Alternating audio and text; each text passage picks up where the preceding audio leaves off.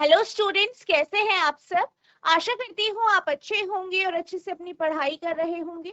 मैं मोनिका रावत आपका स्वागत करती हूँ आईसीटी वर्चुअल क्लासरूम देहरादून में। बच्चों, आज हम क्लास 10th का जो आपका सब्जेक्ट है साइंस, उसका प्रीवियस ईयर का जो क्वेश्चन पेपर है उन्हें हम डिस्कस कर रहे थे। यहाँ पर जो है हम, जैसे कि हमने पिछले लेक्चर में आपका जो 2024 का सैंपल पेपर है इसे स्टार्ट किया था, ठीक है। इसके हमने कुछ क्वेश्चंस डिस्कस किए थे। आई होप आपको ये क्वेश्चन समझ में आए होंगे। आज हम इसके आगे के जो प्रश्न हैं उन्हें डिस्कस करेंगे। तो बच्चों, आज का आपका पहला प्रश्न है, वोल्ट किसका मात्रक है। यानी आपसे ये कहा गया है कि वोल्ट किसका मात्रक होता है, ठीक है। तो यहाँ पे आपके पास 4 ऑप्शन दिए गए हैं, आपको सही जो है विकल्प छांटना है। पहला है धारा यानी करंट, दूसरा है विभव अंतर यानी पोटेंशियल डिफरेंस, तीसरा है आवेश यानी चार्ज, और चौथा है कार्य यानी वर्क। तो यहाँ पे आपसे क्या पूछा गया है, वोल्ट किसका मात्रक है। अब ये जो प्रश्न है, इस तरीके के प्रश्न आपने जो प्रीवियस ईयर के क्वेश्चन पेपर हमने डिस्कस किए हैं 2019 तक के, उनमें भी आपने इस प्रकार का प्रश्न देखा है। यानी इस तरीके का जो प्रश्न होता है वो बहुत इंपॉर्टेंट है। जितनी भी आप भौतिक राशियों के बारे में पढ़ते हैं, जितने भी आप फिजिकल क्वांटिटीज के बारे में पढ़ते हैं, सबके एसआई यूनिट आपको पता होना चाहिए। किसका एसआई यूनिट क्या है ये आपको अच्छे से क्लियर होना चाहिए, ठीक है। बहुत इंपॉर्टेंट क्वेश्चन है आपका जो है ये काफी बनता है, ठीक है। तो यहाँ पे आपसे क्या पूछा गया है, वोल्ट किसका मात्रक है। तो वोल्ट किसका मात्रक है, जीआईसी कुनेला खेत, बेटा माइक ले लीजिए। Good morning ma'am. Good morning बेटा, आपका नाम क्या है। मैम आयुष।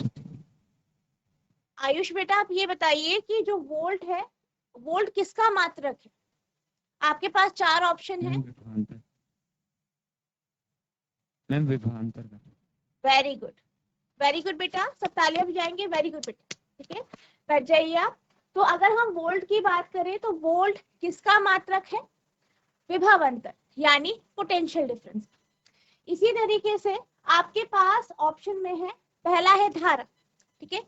तो धारा की अगर हम बात करें तो धारा का मात्रक क्या है। धारा का जो मात्रक होता है वो आपका क्या होता है, एम्पेयर। क्या होता है, एम्पेयर होता है, जिसे आप ए से रिप्रेजेंट करते हैं, ए से दर्शाते हैं, ठीक है। नेक्स्ट है आवेश यानी चार्ज। तो आवेश को आप किस में दर्शाते हैं, कूलम में, ठीक है, कूलम में दर्शाते हैं। इसी तरीके से कार्य की बात की जाए, कार्य यानी वर्क को हम जूल में दर्शाते हैं, ठीक है। जूल क्या है, इसकी एसआई यूनिट। विभव अंतर की क्या है, वोल्ट, इसे हम वी से दर्शाते हैं। तो इस तरीके से जितनी भी आपकी भौतिक राशियां हैं उनके जो मात्रक है वो आपको पता होनी चाहिए। इस प्रकार का आपका प्रश्न बनता है, ठीक है। बहुत इंपॉर्टेंट आपका ये इस प्रकार का जो है क्वेश्चन होते हैं, ठीक है। तो यहाँ पे जो आपका आंसर है वो क्या है, पोटेंशियल डिफरेंस यानी विभव अंतर, ठीक है, विभव अंतर, ठीक है। नेक्स्ट आपका प्रश्न है, उस दर्पण का नाम बताइए जो बिंब सीधा तथा आवर्धित प्रतिबिंब बना सकता है। Name the mirror which can form erect and magnified image of the object. यानी यहाँ पे क्या कहा गया है कि एक दर्पण है, ठीक है। बेसिकली यहाँ पे हम गोलीय दर्पण की ही बात कर रहे हैं। तो आपको बताना है वह कौन सा गोलीय दर्पण है जो सीधा और आवर्धित यानी बड़ा प्रतिबिंब बनाता है। यानी आपने क्या किया, एक वस्तु ली, उस गोलीय दर्पण के आगे रखी, इस तरीके से एडजस्ट किया कि जो आपका प्रतिबिंब है वो सीधा और बड़ा बने, ठीक है। तो ऐसा कौन सा प्रतिबिंब है, सॉरी ऐसा कौन सा आपका दर्पण है। तो ऐसा आपका जो दर्पण है वो है कॉन्केव मिरर यानी अवतल दर्पण। जब हम अवतल दर्पण के बारे में पढ़ते हैं तो हमने एक जो है इसके रे डायग्राम पढ़े थे। जब हम इसके किरण आरेख पढ़ रहे थे तो हमने एक कंडीशन पढ़ी थी, जब हम वस्तु को फोकस और पोल के बीच में रखते हैं, इस कंडीशन में हमने ये देखा था कि जो प्रतिबिंब बनता है वो आभासी होता है, यानी वर्चुअल इमेज आपकी बनती है, ठीक है। यानी ऐसा प्रतिबिंब जो आपको स्क्रीन पे प्राप्त नहीं होता। आपको दर्पण के भीतर दिखाई देता है। साथ ही साथ ये भी देखा गया था कि जो प्रतिबिंब बनता है इस कंडीशन में वो सीधा और बड़ा होता है। इसी कारण आपके जो अवतल दर्पण है उनका उपयोग जो डेंटिस्ट होते हैं वो दांतों के चेकअप के लिए करते हैं। इसी तरीके से जो है आपका जो कॉनकेव मिरर है इसे हम जो है शेविंग मिरर के तौर पर, ठीक है, शेव करते हुए हम अवतल दर्पण का ही उपयोग करते हैं। ठीक है, मेकअप के मिरर के तौर पर भी हम इसी का उपयोग करते हैं। क्यों करते हैं? क्योंकि ये जो प्रतिबिंब बनाता है वो सीधा और बड़ा होता है, जिससे इस प्रकार के जो कार्य होते हैं जैसे कि शेविंग करना, मेकअप करना, ठीक है, इस तरीके के कार्य या आपके दांतों को चेक करना आसान हो जाता है, क्योंकि इमेज कैसी बनती है, बड़ी। ठीक है, तो आपको ध्यान रखना है कि जो आपका कॉनकेव मिरर होता है, अवतल दर्पण होता है, उसमें हमने पढ़ा है सिर्फ एक कंडीशन में वर्चुअल इमेज बनती है, आभासी प्रतिबिंब बनता है, और इसके साथ साथ जो प्रतिबिंब होता है वो सीधा और बड़ा होता है। ठीक है, तो यहाँ पे आपका जो आंसर है वो क्या है? अवतल दर्पण यानी कॉनकेव मिरर। अब हम आंसर की बात कर लेते हैं, तो आंसर कैसे लिखेंगे आप? A concave mirror is one that can give erect and enlarged image of an object. अवतल दर्पण वह दर्पण है, ठीक है, या वह होता है जो किसी वस्तु का सीधा और बड़ा प्रतिबिंब दे सकता है या बनाता है। ठीक है, बनाता है। ठीक है, तो यहाँ पे आपका जो आंसर होगा वो कॉनकेव मिरर होगा, यानी अवतल दर्पण। ठीक है, आप इसे नोट करें। अब हम चलते हैं अगले प्रश्न की ओर। तो आपका अगला प्रश्न है, विद्युत धारा की माप किस यंत्र द्वारा की जाती है? By which instrument is electric current measure? यानी क्या कहा गया है कि कौन सा ऐसा यंत्र है, कौन सा ऐसा इंस्ट्रूमेंट है जिससे हम धारा को या करंट को माप पाते हैं। ठीक है, तो यहाँ पे आपसे ये पूछा गया। तो यहाँ पे अगर हम बात करें विद्युत धारा क्या होती है, आपको पता है विद्युत धारा क्या है? किसका प्रवाह है? आवेशों का प्रवाह ही आपका विद्युत धारा कहलाता है। किसी विद्युत परिपथ में विद्युत धारा प्रवाहित होती है। अब इसको मेजर करने के लिए कि किसी भी परिपथ में कितनी विद्युत धारा प्रवाहित हो रही है, एक यंत्र का उपयोग किया जाता है। ठीक है, तो ये जो यंत्र होता है ये आपका अमीटर होता है। अमीटर एक ऐसा यंत्र है जिसके माध्यम से हम किसी भी विद्युत परिपथ में, ठीक है, किसी भी विद्युत परिपथ में हम क्या देख पाते हैं कि कितनी करंट या कितनी धारा प्रवाहित हो रही है, उस धारा को हम मेजर या माप पाते हैं। ठीक है, तो आपका आंसर होगा an instrument called ammeter measures electric current in the circuit. Ammeter नाम का उपकरण सर्किट में विद्युत धारा को मापता है। तो विद्युत धारा को मापने के लिए हम किस यंत्र का उपयोग करते हैं? अमीटर का। ठीक है, अमीटर का हम उपयोग करते हैं।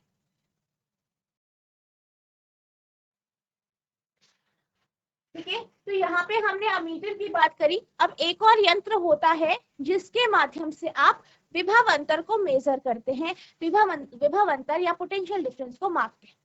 वो कौन सा यंत्र होता है? वो आपका वोल्ट मीटर होता है। ठीक है, वोल्ट मीटर होता है।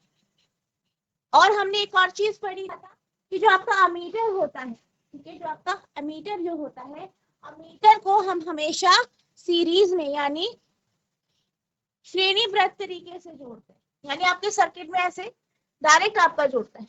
लेकिन जब हम वोल्ट मीटर की बात करते हैं तो मान लीजिए हमें किसी भी, हमारे पास कोई इक्विपमेंट है, कोई भी आपके पास डिवाइस है, ठीक है, यहाँ पे हमारे पास डिवाइस है, इस पे हमें विभव अंतर निकालना है। तो हम क्या करते हैं?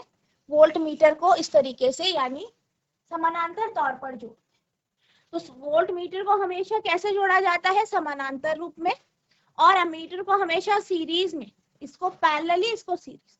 ठीक है, तो ये बात भी आपको ध्यान रखनी है। नेक्स्ट है लेंस की क्षमता का सूत्र तथा मात्रक लिखिए। Right the formula and unit of power of lens.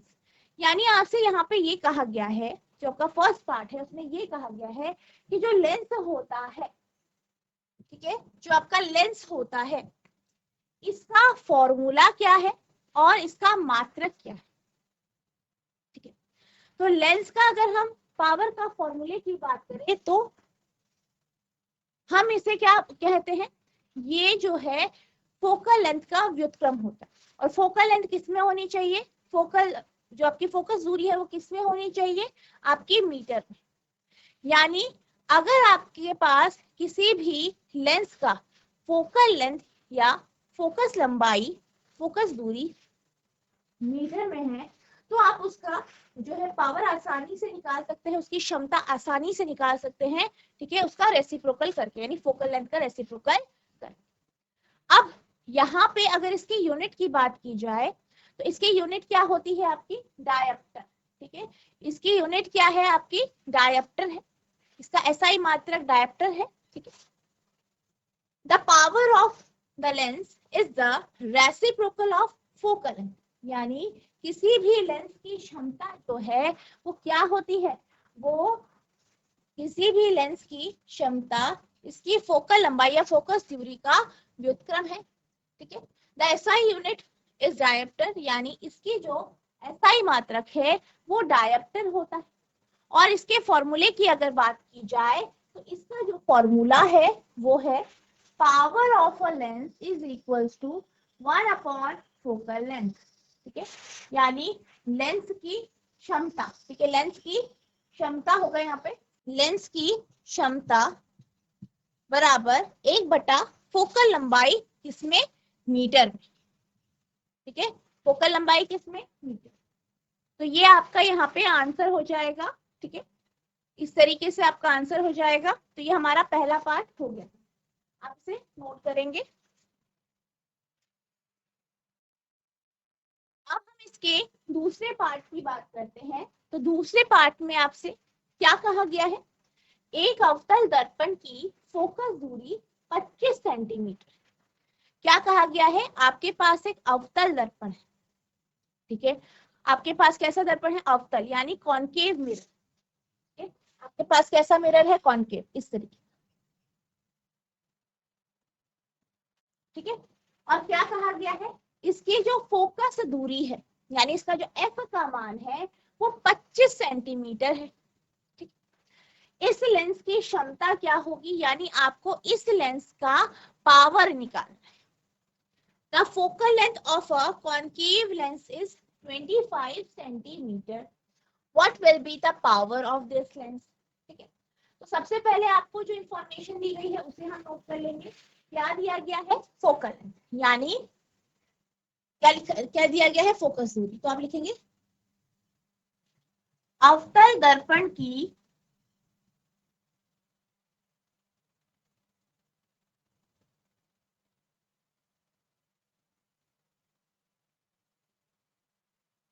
Focus दूरी, यानी लिखेंगे आप फोकल लेंथ ऑफ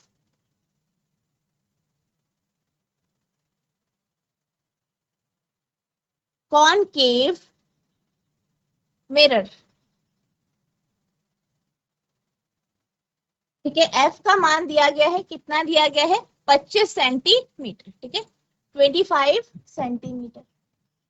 अब आपको एक और चीज का ध्यान रखना है, ये कैसा दर्पण है आपका, अवतल दर्पण, कॉनकेव मिरर। और हमें क्या पता है कि जो आपका कॉनकेव मिरर होता है इसका जो फोकल लेंथ होता है वो आपका कैसा होता है, इसका जो फोकल लेंथ होता है वो आपका नेगेटिव होता है। ठीक है, नेगेटिव होता है। तो यहाँ पे ये आपका क्या जाएगा, -25 सेंटीमीटर। इसको आप मीटर में परिवर्तित करेंगे तो -25 को डिवाइड कर देंगे आप 100 से।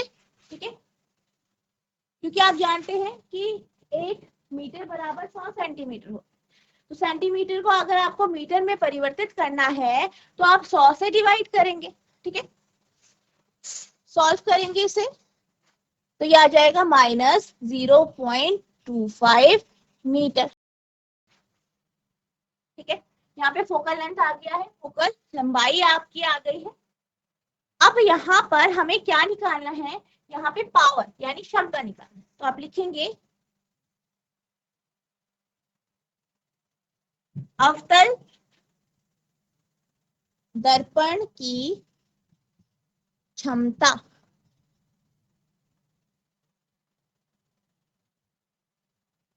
पावर ऑफ कॉनकेव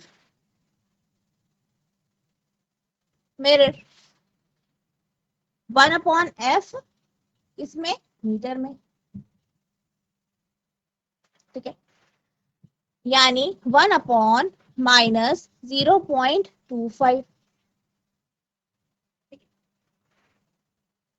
पॉइंट हटेगा यहाँ, डबल जीरो यहाँ लग जाएंगे, ठीक है। तो अब डिवाइड करेंगे तो 4 टाइम्स हो जाएगा, तो -4 डायोप्टर इसका क्या आ गया है आंसर, ठीक है।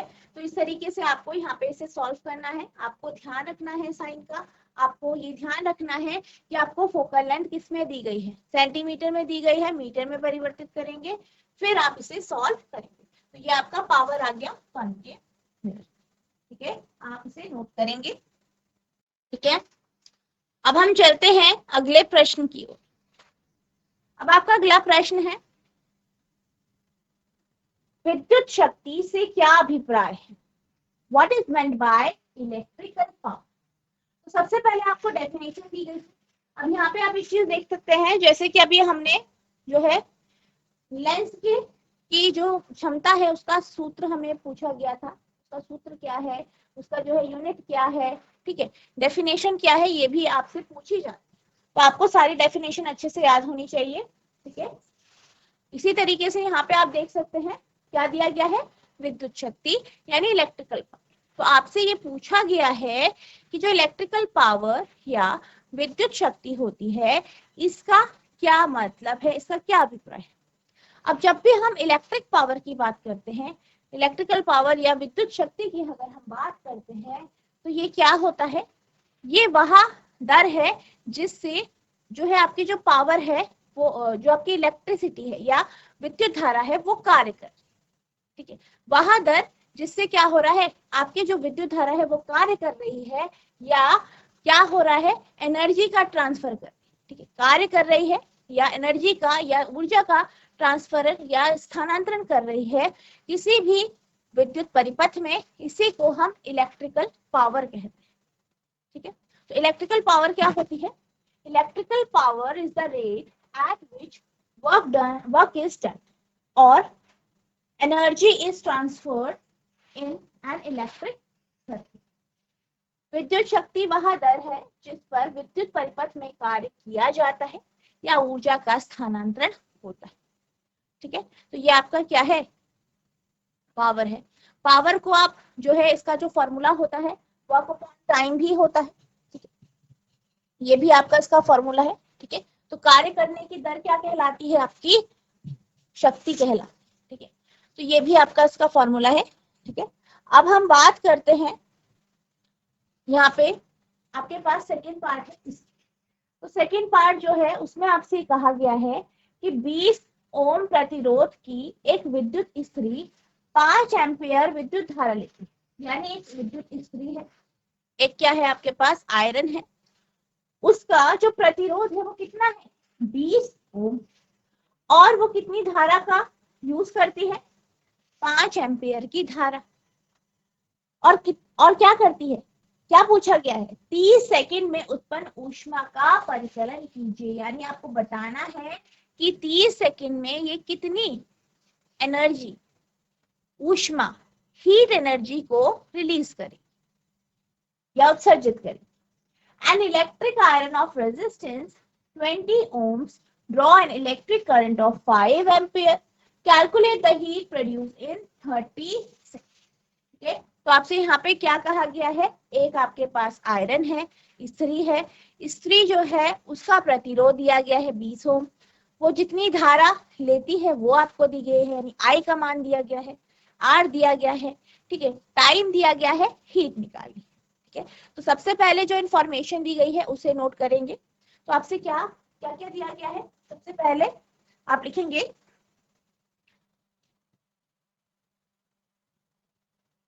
विद्युत स्त्री का प्रतिरोध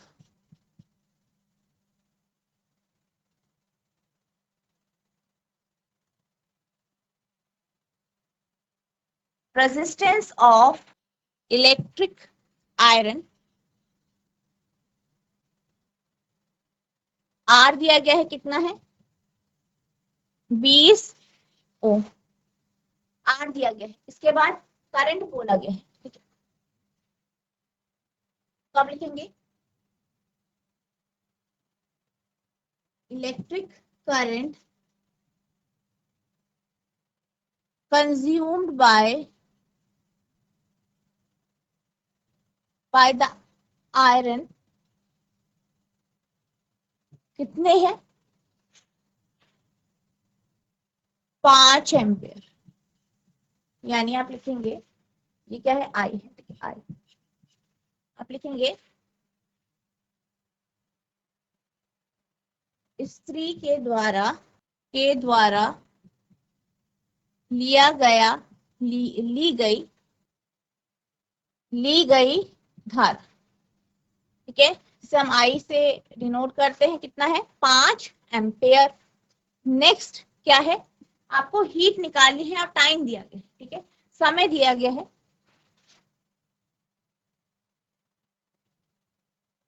यानी जिसे आप क्या कहते हैं टाइम कहते हैं, टाइम टेकन, ठीक है। टी कितना है 30 सेकेंड, ठीक है। तो ये सब आपको यहाँ पे दिया गया, ठीक है। सबसे पहले आप सारी इंफॉर्मेशन नोट करेंगे, क्या निकालना है ऊष्मा, ठीक है। तो आप लिखेंगे स्त्री द्वारा उत्सर्जित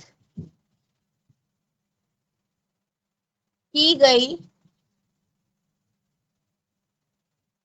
ऊष्मा,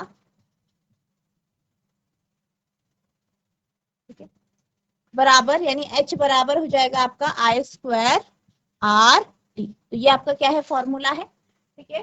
अब आप इसमें जो है सारी वैल्यूज रख देंगे। I कितना है 5, तो 5 का स्क्वायर।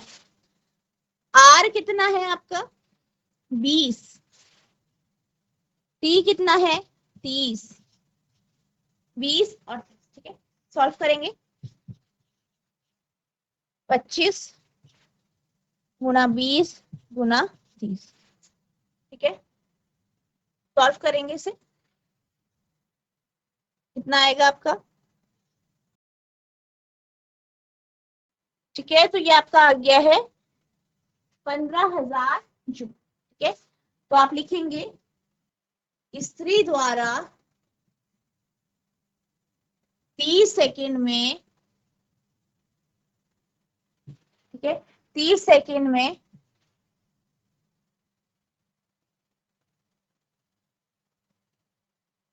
15,000 जूल, या आप लिख सकते हैं जिससे आपका 15 किलो जूल,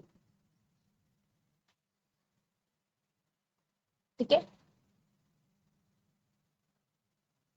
उत्पन्न करती है, ऊष्मा उत्पन्न करती है।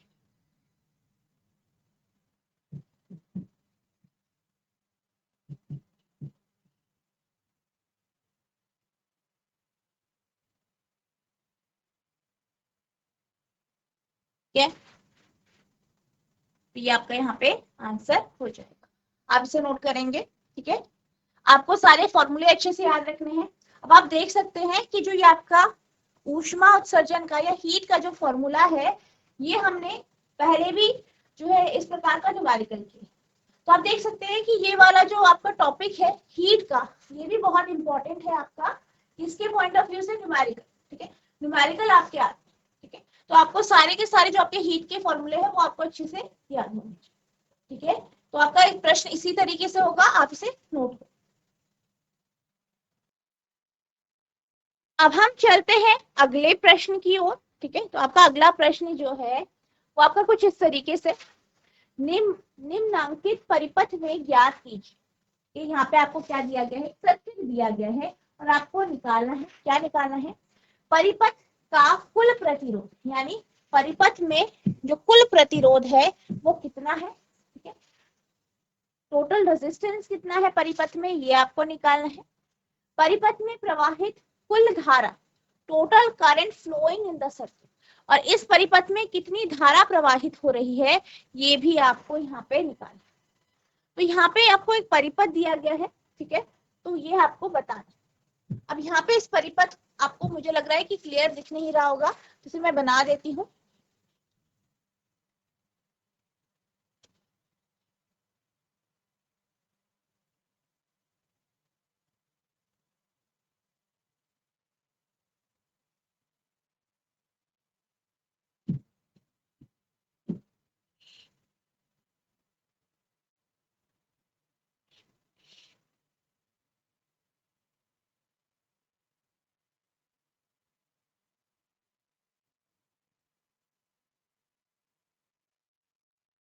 ठीक है, तो इस तरीके का आपका सर्किट है, पहले आप इसे ड्रॉ करिए। तो यहाँ पे ये क्या है, आपका सर्किट है। यहाँ पे सबसे पहले आपको इस सर्किट में टोटल रेजिस्टेंस यानी कुल प्रतिरोध निकाल, कितने यहाँ पे आपके प्रतिरोधक लगे हैं, 3, 2 समानांतर जो है पैरेलली जुड़े हैं, समानांतर तौर पे जुड़े हैं, और एक इन दोनों के साथ आपका इस कॉम्बिनेशन के साथ जो है श्रेणीबद्ध तरीके से सीरीज में जुड़े। ठीक है, तो हम सबसे पहले इनको नाम दे देते हैं। ठीक है, इसे आप मान लीजिए R1, इसे मान लीजिए R2, इसे मान लीजिए R3। ठीक है, तो ये आपका R1 हो गया, ये R2 हो गया, और ये R3 हो गया। अब हम सबसे पहले इस वाले जो ये वाला आपका कॉम्बिनेशन है, संयोजन है, इसे देखिए। R2 और R3 दोनों कैसे जुड़े हैं, पैरेलली, समानांतर तौर। तो यहाँ पे आप इसकी जगह यहाँ पे क्या निकालेंगे कि इन दोनों जो आपके प्रतिरोध है, इसके जगह अगर हम एक रेजिस्टर लगा दे, एक प्रतिरोधक लगा दे इन दोनों प्रतिरोधकों के जगह, तो उसका मान क्या हो। ठीक है, तो सबसे पहले आप निकालेंगे, उसे हम R डैश मान लेते हैं। ठीक है, तो हम निकालते हैं 1/R डैश। ठीक है, तो सबसे पहले हम लिख लेते हैं कि R1 हमारा कितना है, R2 कितना है, और R3 कितना है। ठीक है, R1 कितना है आपका 5, 15 और 30, 5, 15 और 30 यहाँ पे आपके पास प्रतिरोधक है। अब R2 R3 की बात करें तो दोनों दोनों कैसे हैं, पैरेलली जुड़े। ठीक है, R2 और R3, R2 तथा R3 समानांतर रूप से संयोजित है।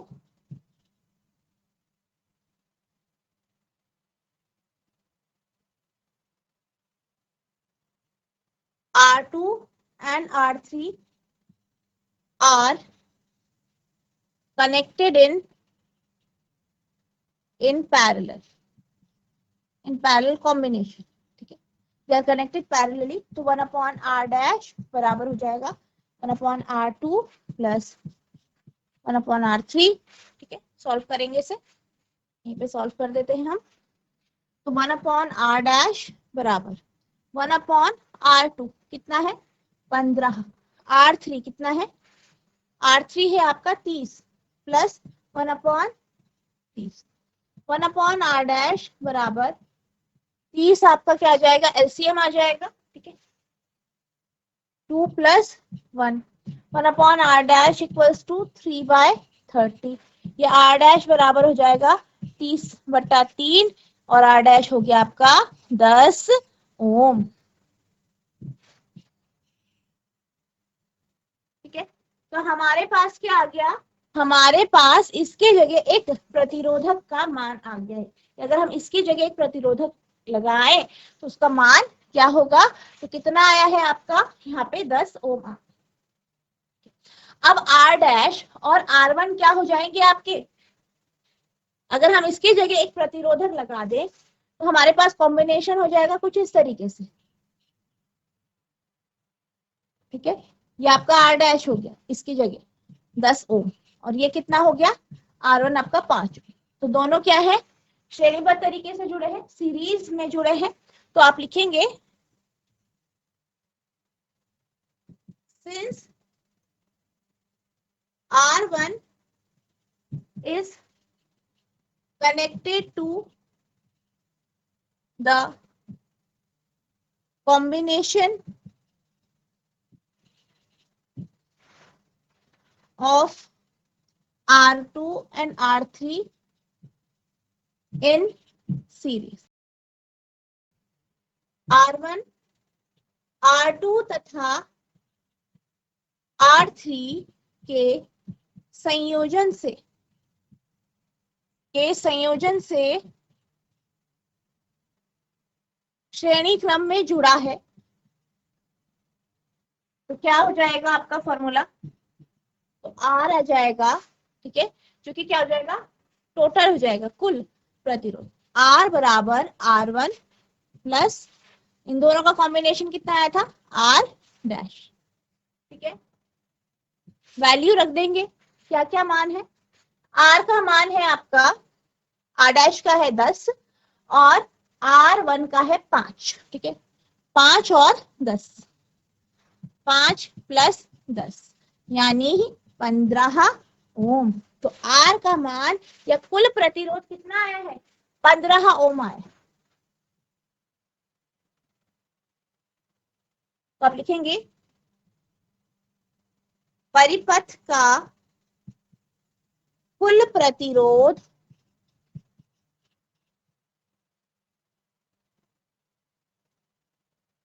15 ओम है, यानी total resistance of the circuit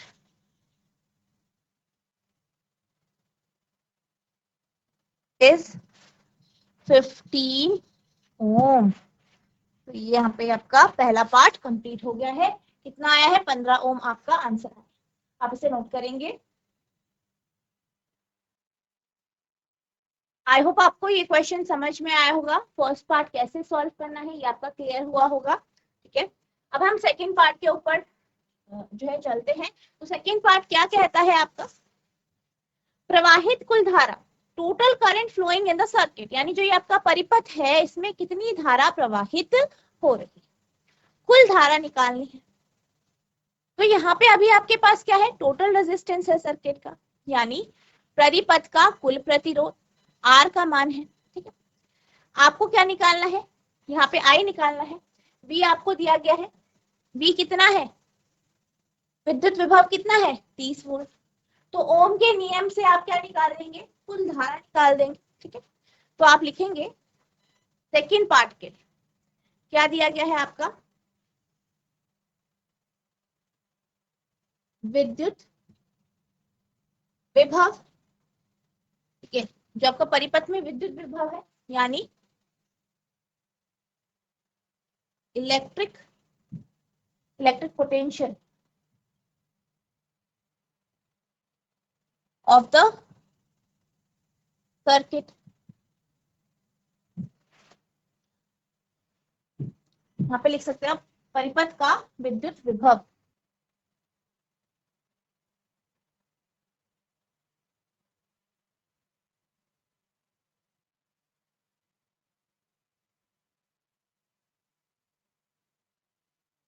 ठीक है। विद्युत विभव दिया गया है, कितना है, कितना मान है इसका, 30 वोल्ट, ठीक है।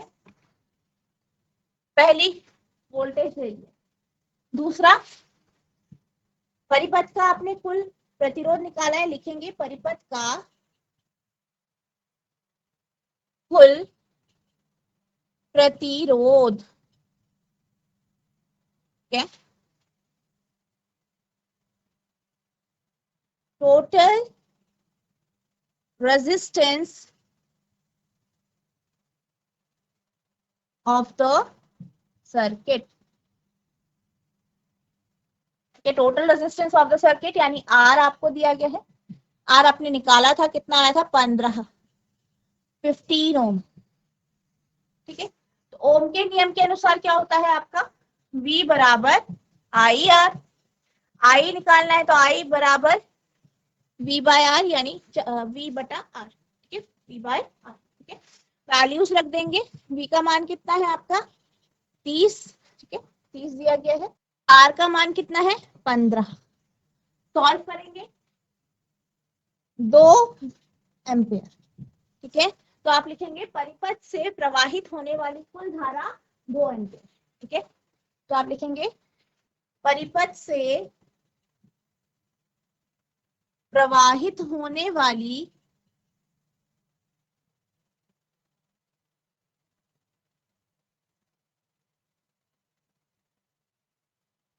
कुल धारा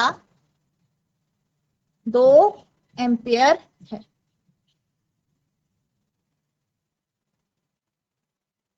टोटल करंट